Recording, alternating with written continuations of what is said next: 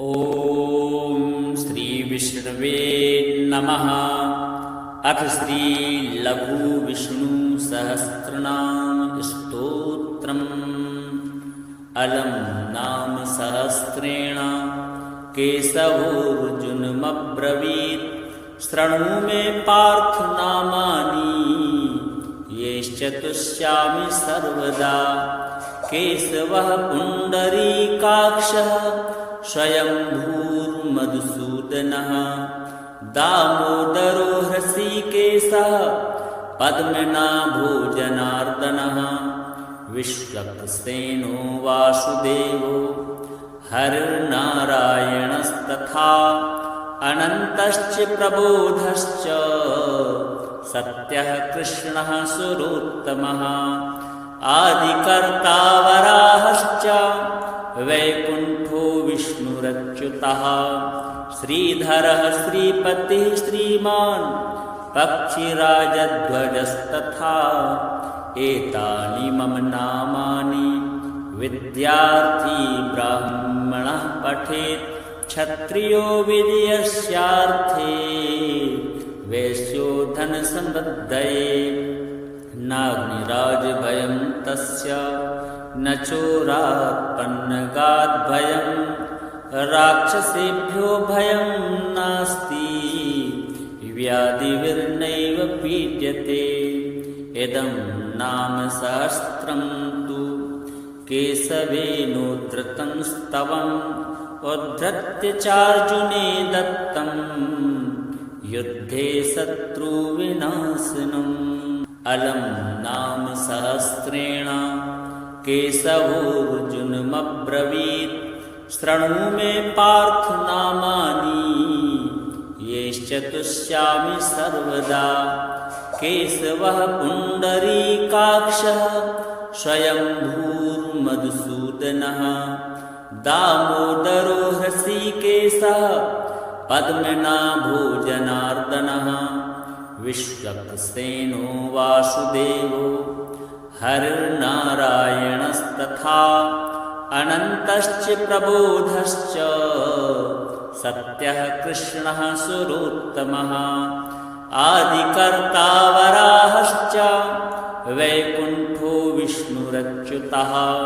श्रीधरः श्रीपतिः श्रीमान् पक्षिराजध्वजस्तथा। एतानि मम नामानि विद्यार्थी ब्राह्मणः पठेत्। क्षत्रियो विजयस्यार्थे वैश्यो धनसमृद्धये। नाग्निराजभयं तस्य न चोरात्पन्नगाद्भयं। राक्षसेभ्यो भयं नास्ति व्याधिर्नैव पीड्यते। इदं नाम सहस्रं तु केशवेनोद्धृतं स्तवम्।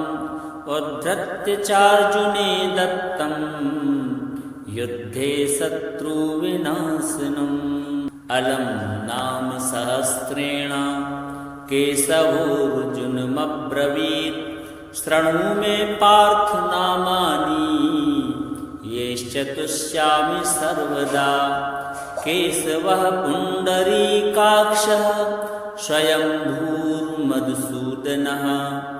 दामोदरो हृषीकेशः पद्मनाभो जनार्दनः।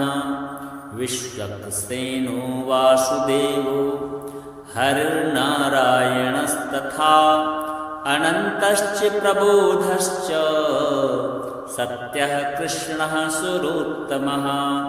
आदिकर्ता वराहश्च वैकुण्ठो विष्णुरच्युतः। श्रीधरः श्रीपतिः श्रीमान् पक्षिराजध्वजस्तथा। एतानि मम नामानि विद्यार्थी ब्राह्मणः पठेत्। क्षत्रियो विजयस्यार्थे वैश्यो धनसमृद्धये। नाग्निराजभयं तस्य न चोरात्पन्नगाद्भयं। राक्षसेभ्यो भयं नास्ति व्याधिर्नैव पीड्यते। इदं नाम सहस्रं तु केशवेनोद्धृतं स्तवम् उद्धृत्य चार्जुने दत्तं युद्धे शत्रुविनाशनम् समस्तपापनाशक स्तोत्रम्। पुष्करोवाच विष्णवे विष्णवे नित्यं विष्णवे विष्णवे नमः। नमामि विष्णुं चित्तस्थं महङ्कारगतिं हरिं। चित्तस्थमीशमव्यक्तम् अनन्तमपराजितं विष्णुमीड्यं शेषेण अनादिनिधनं विभुम्। विष्णुश्चित्तगतो यन्मे विष्णुर्बुद्धिगतश्च यत् यच्चाहङ्कारगो यद्विष्णुमयि संस्थितः करोति कर्म भूतोऽसौ स्थावरस्य चरस्य च तत्पापं नाशमायातु तस्मिन्नेव हि चिन्तिते। ध्यातो हरति यत् पापं स्वप्ने दृष्टस्तु भावनात् तमुपेन्द्रमहं विष्णुं प्राणतार्तिहरं हरिम्। जगत्यस्मिन् निराधारे मज्जमाने तमस्यधः हस्तावलम्बनं विष्णुं प्रणमामि परात्परम्। सर्वेश्वरेश्वरं विभो परमात्मन्नधोक्षजा ऋषिकेश ऋषिकेश ऋषिकेश नमोस्तुते। नृसिंहानन्त गोविन्द भूतभावन केशव दुरुक्तं दुष्कृतं ध्यातं समयाधं नमोस्तुते। यन्मया चिन्तितं दुष्टं स्वचित्तवशवर्तिना अकार्यं महदत्युग्रं तच्छमं नय केशव। ब्रह्मण्यदेव गोविन्द परमार्थपरायण जगन्नाथ जगद्दत्तः पापं प्रश्नयाच्युत। यथा परमेशायाह्मे मध्याह्ने च तथा निशि कायेन मनसा वाचा कृतं पापं जानता च ऋषिकेशं पुण्डरीकाक्ष माधवा। नामत्रयोच्चारणतः पापं यातु मम क्षयं शरीर मे ऋषिकेश पुण्डरीकाक्ष माधवा।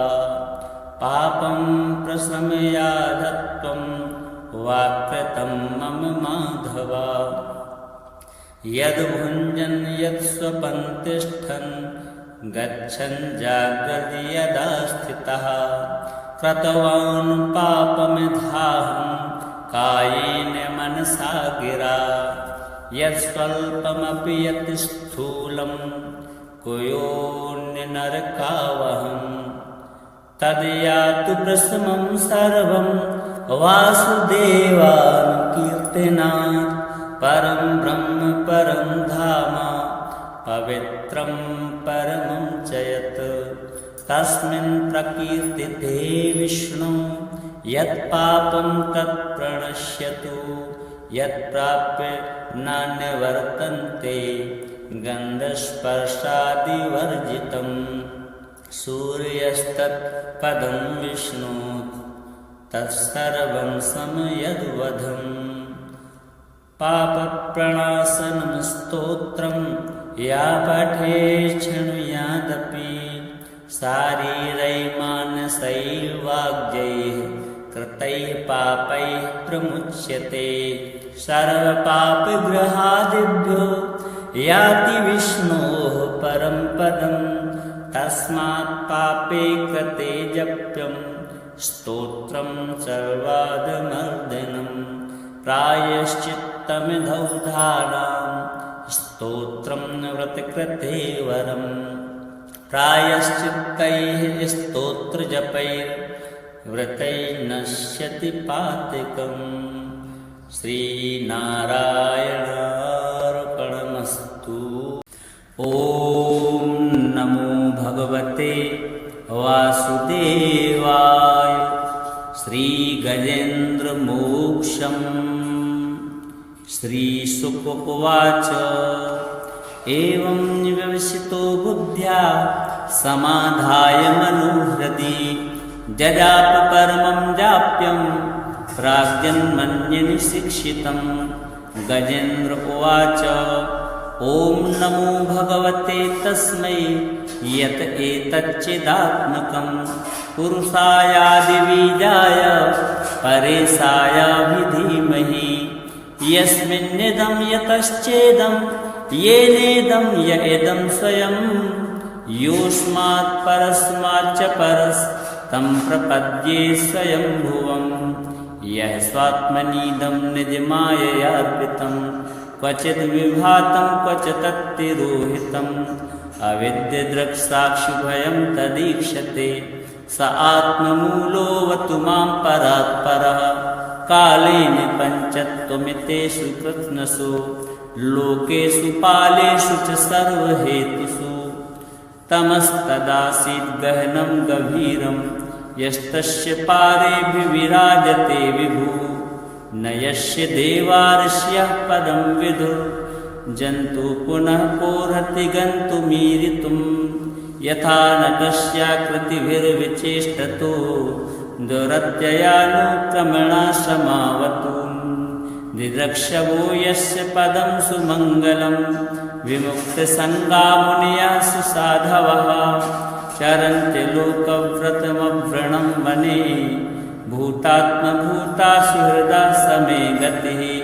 न विद्यते यस्य न जन्म कर्म वा न नाम रूपे गुणदोष एव वा तथापि लोकाप्ययसम्भवाय यः स्वमायया तान्यनुकालं रक्षति। तस्मै नमः परेशाय ब्रह्मणेऽनन्तशक्तये अरूपायोरुपाय नमः आश्चर्यकर्मणे नमः आत्मप्रदीपाय साक्षिणे परमात्मने नमो गिरां विदुराय मनसश्चेतसामपि सत्त्वेन प्रतिलभ्याय नैष्कर्म्येण विपश्चिता। नमः कैवल्यनाथाय निर्वाणसुखसंविदे नमः शान्ताय घोराय मूढाय गुणधर्मिणे निर्विशेषाय साम्याय नमो ज्ञानघनाय च। क्षेत्रज्ञाय नमस्तुभ्यं सर्वाध्यक्षाय साक्षिणे पुरुषायात्ममूलाय मूलप्रकृतये नमः। सर्वेन्द्रियगुणद्रष्टे सर्वप्रत्ययहेतवे असताच्छाय योक्ताय सदा भासाय ते नमः। नमो नमस्तेऽखिलकारणाय निष्कारणायाद्भुतकारणाय सर्वागमन् मायै महार्णवाय नमोपवर्गाय परायणाय गुणार्णिच्छन्न चिदुष्मपाय तच्छोविस्फूर्जितमानसाय नैष्कर्म भावेन विवर्जितागम स्वयं प्रकाशाय नमस्करोमि। माद्रक्प्रपन्ना पशुपाशविमोक्षणाय मुक्ताय भूरि करुणाय नमो लयाय श्वासेन सर्वतनुब्रह्मणस्य प्रतीत प्रत्यग्रसे भगवते वृहते नमस्ते।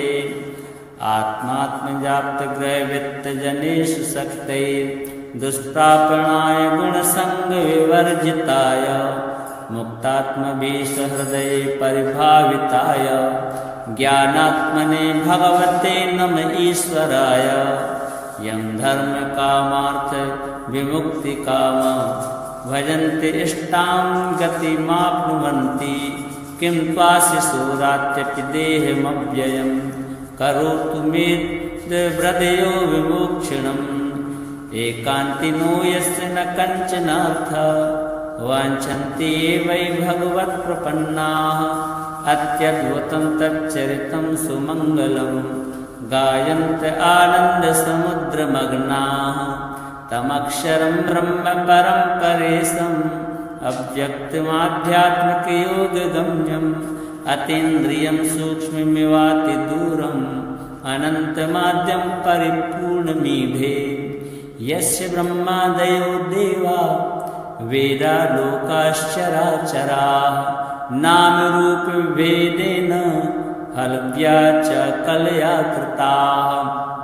यथार्चिसोऽग्ने सवितुर्गवस्तयोर्निर्यान्ति संयान्ति सकृत्स्वरोचिषः तथा यतोऽयं गुणसम्प्रवाहो बुद्धिर्मनः कानि शरीरसर्गाः स वै न देवासुरमर्त्य तिर्यङ्ग न स्त्री न षण्डो न पुमान् जन्तुः नायं गुणः कर्म न सन् न चासन् निषेधशेषो जयतादशेषः जिजीविषेनाहमिहामुयाक्यम् अन्तर्बहिश्चावृतये योन्या इच्छामि कालेन न यस्य विप्लवः तस्यात्मलोकावरणस्य मोक्षम् सोऽहं विश्वसृजं विश्वं विश्वं विश्ववेदसं विश्वात्मानमजं ब्रह्म प्रणतोऽस्मि परं पदं योगिरन्दतकर्माणि हृदि योगविभाविते योगिनो यं प्रपश्यन्ति योगे सन्तं नतोऽस्म्यहम् नमो नमो नमो नमस्तुभ्यं सह्यवेग शक्तित्रयायाखिलदिगुणाय प्रपन्नपालाय दुरन्तशक्तये कदिन्द्रियाणां मनवाप्यवर्त्मने नायं वेद स्वमात्मानं यच्चक्त्याहं धिया हतं तं दुरत्ययमाहात्म्यं भगवन्तमितोऽस्म्यहम् श्रीशुकदेव उवाच एवं गजेन्द्रमुपवर्णित निर्विशेषं ब्रह्मादयो विविधलिङ्गविदाभिमाना नैते यदोपससृपुर्निखिलात्मकत्वात् तत्राखिलां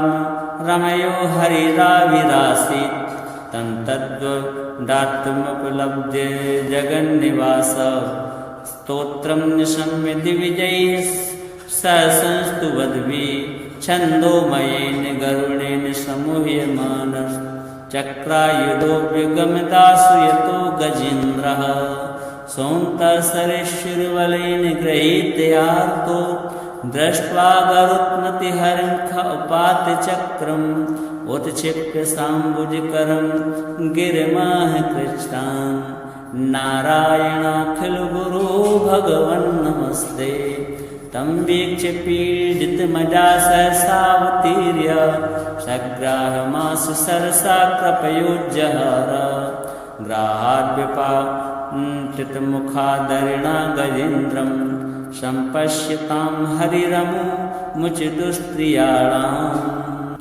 श्रीशुक उवाच एवं व्यवसितो बुद्ध्या समाधाय मनोहृदि जजाप परमं जाप्यं प्राग्जन्मन्यनिशिक्षितं गजेन्द्र उवाच ॐ नमो भगवते तस्मै यत एतच्चिदात्मकं पुरुषायादिबीजाय परेशायाभिधीमहि यस्मिन्निदं यतश्चेदं येनेदं य इदं स्वयं योऽस्मात् परस्माच्च परस्तं प्रपद्ये स्वयंभुवम् यः स्वात्मनीदं निजमाययार्पितं क्वचिद् विभातं क्वच तत्तिरोहितम् अविद्यदृक्साक्षिभयं तदीक्षते स आत्ममूलोऽवतु मां परात्परः कालेन पञ्चत्वमितेषु कृत्स्नसु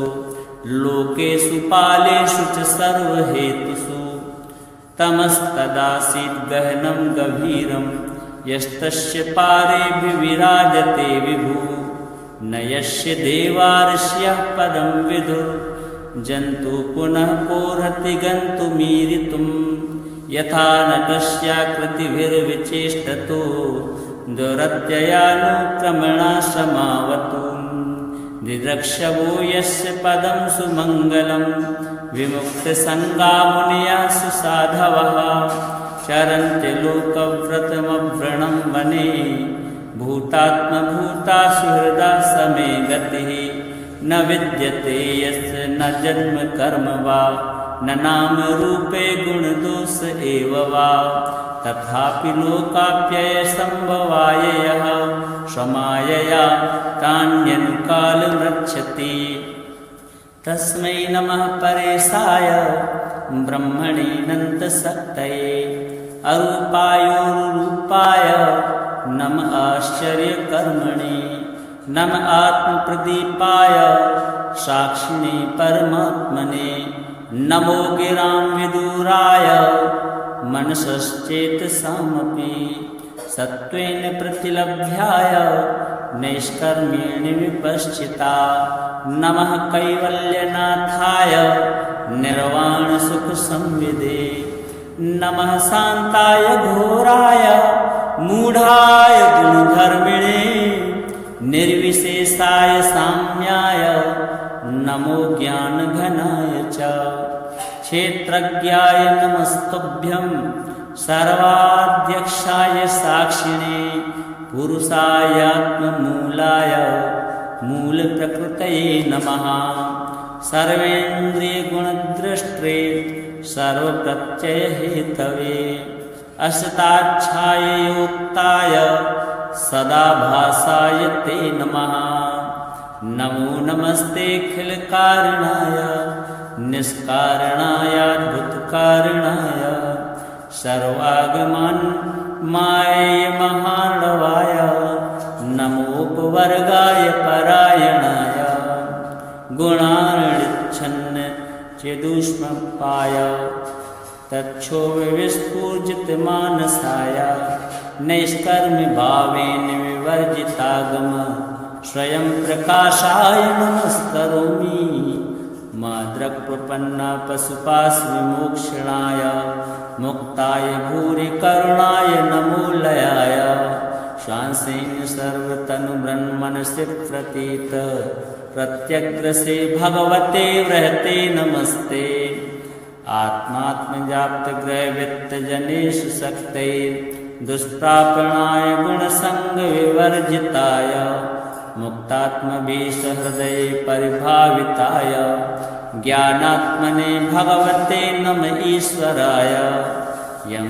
धर्मकामार्थ विमुक्तिकाम भजन्ति इष्टां गतिमाप्नुवन्ति किं त्वाशिशोरात्यपि देहमव्ययं करोतु मे हृदयो विमोक्षणम् एकान्तिनो यस्य न कञ्चनाथ वाञ्छन्ति वै भगवत्प्रपन्नाः अत्यद्भुतं तच्चरितं सुमङ्गलं गायन्त आनन्दसमुद्रमग्नाः तमक्षरं ब्रह्म परं परेशम् अव्यक्तमाध्यात्मिकयोगगम्यम् अतीन्द्रियं सूक्ष्ममिवातिदूरम् अनन्तमाद्यं परिपूर्णमीढे यस्य ब्रह्मादयो देवा वेदालोकाश्चराचराः नामरूपभेदेन हलव्या च कलया कृताः यथार्चिसोऽग्ने सवितुर्गवस्तयोर्निर्यान्ति संयान्ति सकृत्स्वरोचिषः तथा यतोऽयं गुणसम्प्रवाहो बुद्धिर्मनः कानि शरीरसर्गाः स वै न देवासुरमर्त्य तिर्यङ्ग न स्त्री न षण्डो न पुमान् जन्तुः नायं गुणः कर्म न सन् न चासन् निषेधशेषो जयतादशेषः जिजीविषेनाहमिहामुयाक्यम् अन्तर्बहिश्चावृतये भयोन्या इच्छामि कालेन न यस्य विप्लवस्तस्यात्मलोकावरणस्य मोक्षम् सोऽहं विश्वसृजं विश्वं विश्वं विश्ववेदसं विश्वात्मानमजं ब्रह्म प्रणतोऽस्मि परं पदं योगिरन्यतकर्माणि हृदि योगविभाविते योगिनो यं प्रपश्यन्ति योगे सन्तं नतोऽस्म्यहम् नमो नमो नमो नमस्तुभ्यं सह्यवेग शक्तित्रयायाखिलद्विगुणाय प्रपन्नपालाय दुरन्तशक्तये करीन्द्रियाणां मनवाप्यवर्त्मने नायं वेद स्वमात्मानं यच्चक्त्याहं धिया हतं तं दुरत्ययमाहात्म्यं भगवन्तमितोऽस्म्यहम्। श्रीशुकदेव उवाच एवं गजेन्द्रमुपवर्णित निर्विशेषं ब्रह्मादयो विविधलिङ्गविदाभिमाना नैते यदोपससृपुर्निखिलात्मकत्वात् तत्राखिलां रमयो हरिराविरासीत् तं तद्वदात्मुपलभ्य जगन्निवास स्तोत्रं निशम्य दिविजैः संस्तुवद्भिः छन्दोमयेन गरुडेन समूह्यमानश्चक्रायुधोऽप्यगमदासु यतो गजेन्द्रः सोऽन्तःसरेश्वरबलेन गृहीतयार्तो दृष्ट्वा गरुत्मतिहरिं उपातचक्रम् उत्क्षिप्य साम्बुजकरं गिरिमः कृष्णान् नारायणाखिलगुरो भगवन् नमस्ते तं वीक्ष्य पीडितमजा सहसावतीर्य सग्राहमासु सरसा कृपयोज्जहार ग्राहाद्व्यपाचितमुखादरिणा गजेन्द्रं सम्पश्यतां हरिरमुमुचितुस्त्रियाणाम्